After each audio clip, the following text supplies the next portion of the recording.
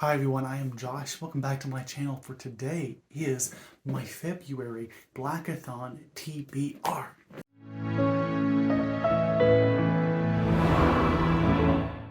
This is now the third annual, or just the third year in a row since I've started my channel that I've done Blackathon, and I'm so excited to be participating again.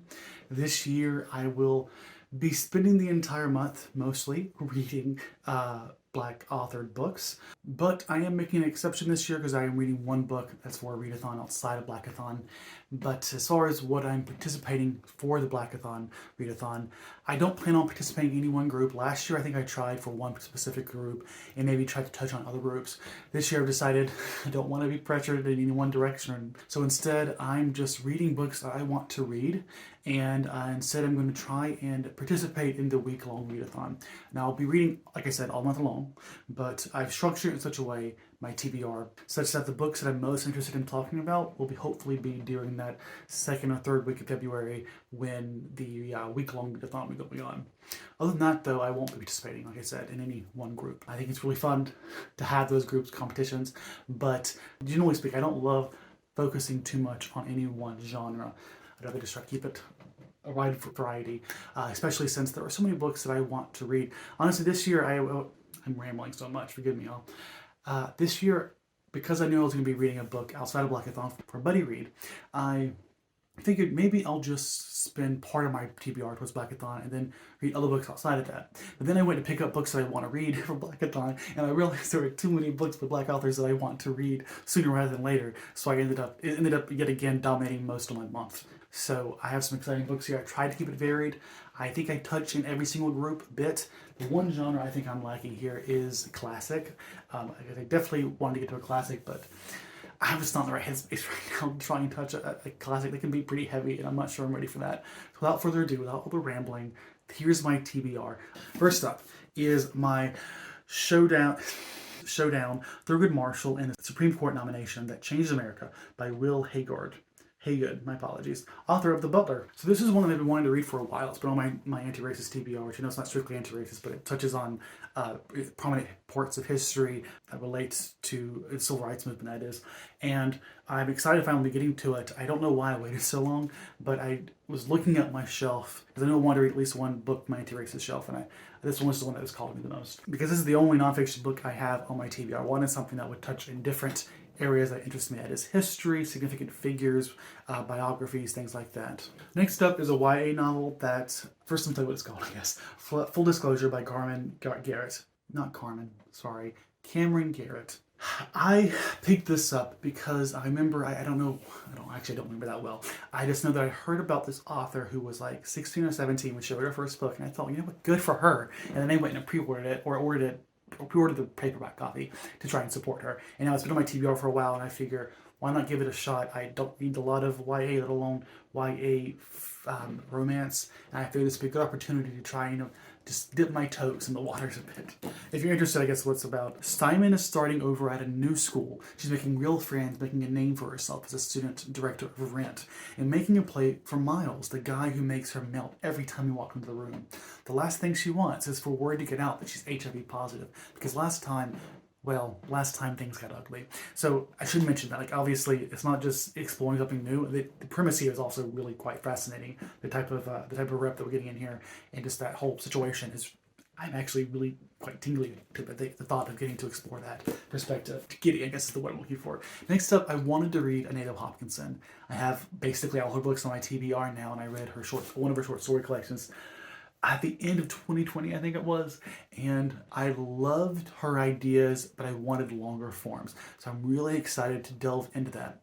That said, when I decided which one I wanted to read, I knew I wanted something that was, for some reason, I was just in the mood for something less sci-fi heavy. Not sci-fi, but speculative heavy. And part of that was because I know a lot of her works are very speculative. And I've just read a lot of speculative works, and there are other speculative works on here, so I wanted to keep it sort of tame. Which is why I went with The New Moon's Arms by Nalo Hopkinson. And this one is still speculative, but it focuses more on, I think, more mundane, I guess, a conversation. So let's just give you a quick synopsis here, what's going on. Calamity, originally Kristen Chastity, is confronting two of her life's biggest dramas. First is the death of her father, a rigid principal man who rejected a pregnant Calamity when she was 16 years old. Calamity tended the old man in his last years, only to finally become the orphan she'd always felt like. The second drama, she's starting menopause. And with this change of life comes the return of a special gift she has not felt since her childhood. She can find lost things. Now, after a little tingling in the hands and a hot flash, objects suddenly appear out of nowhere. Let's start by the fact that that premise, like just the premise of the speculative side, is really fascinating. I love it. I'm excited for that. But it's also not too extreme. It's still sort of rooted in like this mundane story, which I say mundane in a good way.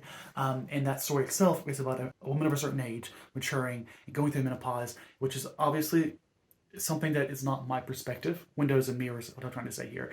And I'm excited for that window into this perspective. So those are all the reasons I decided to read this book first among her collection, and I'm really excited for it. Next up is into YA, also speculative. I think it's called urban fantasy. I'm reading this largely because a popular booktuber that I like talked very highly of it. So I'm hopeful, but also a little worried because, you know, YA tends to be a little hit and miss for me. Just a personal preference. The Wicker King by Ancrum. And what is this about? I don't really know.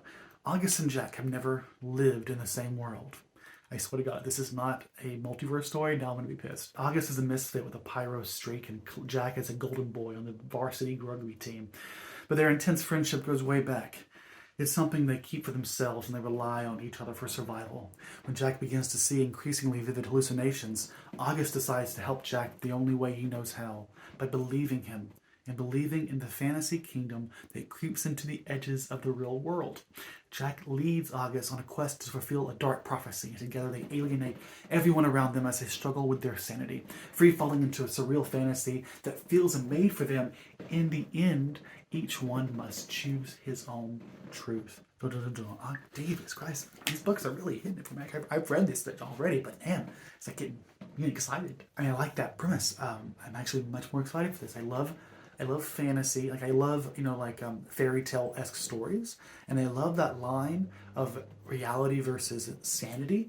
And I love when something explores the two. And so that I guess that amalgamation, is that a word? Hey, define amalgamation. According to Wikipedia, Make America Great Again, a political slogan used. Hey, can you define amalgamate? On the website Merriam-Webster.com, they say, to unite in or as if in an amalgam especially, to merge into a single body. They amalgamated the hospital with the university. Maybe that's what I meant. I don't know. I read a lot and I try to use words I hear to always know them. So let's just move on. A combination of those different ideas, themes, and types of storytelling. I love it. I'm excited. Let's move on. I stop embarrassing myself. Next up, I think is the only horror book on this list, and obviously I had to get at least one horror, and that is The Changeling by Victor Lavalle, another author who I have a lot of books I need to read. And why haven't I read more? I don't know. I loved his novella about the Ballad of Black Tom. Lovecraftian. Then there was another book that I read that was also Lovecraftian called The Devil in the Silver. And that one was good. It was psychological, which I love a good psychological horror.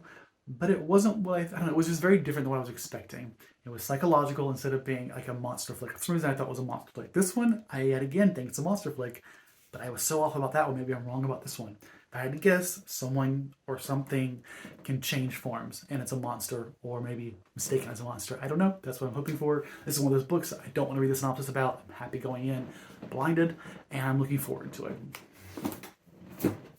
Next up is a book that I'm pretty sure I put on my TBR before in the past, and this time I am going to be prioritizing it. You might notice that we're now getting this sort of, well, you can't notice because you can't see it. That last book in this book, we're in the sort of that week where I think we're going to have the readathon, and that is Freshwater by Akwaeke Emezi. This is one I thought was horror, but apparently is more just fantastical or sci-fi. And I know that it's basically a story about experimentation and abuse relating to the Tunguski experiments, if I remember that correctly. I suppose I could read synopsis, but I really don't want to. I've loved, absolutely adored Akwaeke Emezi's other books that I've read. I think I've read 2 of their works now. Is that right? Is that right? That seems wrong. I don't remember. I think I only read The Death of Vivigoji. So maybe I'm lying to you. I'm a liar. But I felt like I have. And I adored their first book that I read, that one. And I want more. And so I'm excited to finally be getting to this. Akwaeke Emezi is one of those authors who I don't know. I'm just so slow to get to them, partly out of intimidation and I have such expectations for them that it's one of those things that I need to jump in and get head deep into it. And as part of that is just because I think they have potential to be a favorite author of all time, like Octavia Butler or River Solomon. I just need to get through their library to do that, to learn that. Next up, another novella, or short book at least, probably more of a novella than the last one, is Riot Baby by Tochi Onyebuchi. And this is one that I know is like a dystopian sci-fi, and I believe it has to do with a race, and it's supposed to be mirroring a lot of racial themes to do with today. And this is another book that I don't really want to read the synopsis about before going in, but I think I have the general enough idea. And if I'm off about it, hopefully I still love it. I think Tochi Onyebuchi is another author who I really want to read more of. I want to read it all. I haven't read any of his works. So I'm excited to get this one. This has been on my TBR for a while. Even before I bought it, it was hard not to read it. Part of that was just I was trying to read books on my own, and even now, I wanted it to sit on my shelf before I got to it. I'm excited to finally let myself read this. Next up is a book that I'll be honest, I'm not that excited about, but it's an author who is an all-time favorite, a fat author that I love and adore, and I've read a lot of her other books, especially the most popular ones. So it's now time to get into the more obscure works, I believe. And first, in this one, it's going to be Difficult Women by Roxane Gay, which is a set of short stories by Roxane Gay about women who are traditionally considered difficult in society, or the women who stand up for themselves and would be traditionally considered as being obstinate or difficult or not acting the way they're supposed to. And I love Roxane Gay, and I love the premise, so I'm excited to explore these different stories. I think they're going to be a fun, hopefully not too difficult read. Part of why I chose this, just I thought it would be too intense. I have a lot going on of late, and that's part of why I didn't choose a classic to read this month, is because I know my mind's going to be all over the place, and I have a hard enough time when I'm not overwhelmed with schoolwork. And then finally, moving on outside of Blackathon to my readathon, my read-along, rather, that I'll be doing with Erica from the Broken Spine and others, and it's going to be The Poppy War by R.F. Kuang. This is the first of the trilogy, and I have read this back in 2019. When did it come out? It came out in 2018, and there's a chance I read it in 2018, but I think it was 2019.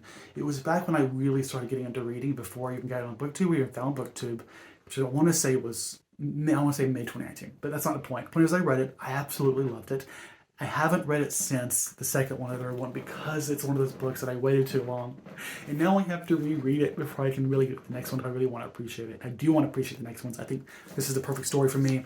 It's a historical fiction fantasy. It's dark look at, I want to say, the Opium Wars, this war that was going on in China during this period. I'm not sure the time period exactly, but then it just incorporates some fantastical aspects, and it does not glorify war. If anything, it shows us the dark realities of war, and I love that sort of stark look at reality and the dark, morbid look at the state of the world. So I am excited to return to this, and excited to be continuing the rest of the series in the coming months. So those are all the books that I plan on reading. There were a couple new releases and arcs that I might get to, depending on how much I'm reading here, but I don't want to commit to those just yet, because generally speaking, this is about 2 books a week, which is about what I'm capable of when I'm not feeling that compelled to read, meaning my base state is 2 books a week. If I'm feeling really excited about it, I might get up to 3, and I might put in an extra one. And if that happens, yay. If not, it's okay. These are the books I want to read. I think this is very doable. The last couple of years, I set my expectations way too high for Blackathon, and now I think I've given myself finally a year that I'm pretty sure I can meet all of my goals for this month, and I'm excited to do that. Let me know if you'll be participating in Blackathon, and if so, what you'll be reading for that month. And as always, have a great day, and I'll see you next time. Okay, goodbye.